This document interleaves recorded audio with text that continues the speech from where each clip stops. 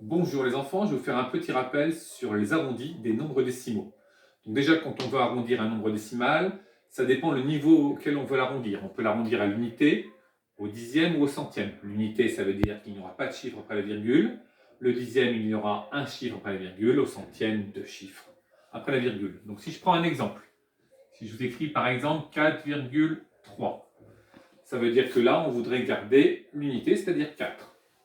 On arrondit à 4. Alors pourquoi on arrondit à 4? Puisque derrière, nous avons un 3. Et quand nous avons le 0, 1, 2, 3 ou 4 derrière, eh bien, on garde le chiffre. Si nous avions eu 4,7, nous aurions arrondi à 5. Nous aurions pris le nombre qui était après 4. Je vous redonne un autre exemple. Si nous avions par exemple 2,836, on a bien le chiffre des unités ici. On regarde le chiffre des dixièmes, c'est 8. Donc on prend celui qui est après, c'est-à-dire 3. Même chose pour les dixièmes.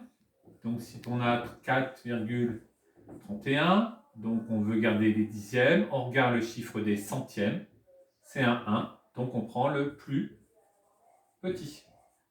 Donc c'est-à-dire qu'on prend le 4,3. Si nous avions 4,35, donc je vous rappelle qu'on veut jusqu'au dixième, c'est ce qu'on demandait. On regarde le chiffre des centièmes, c'est un 5. On doit prendre le plus grand.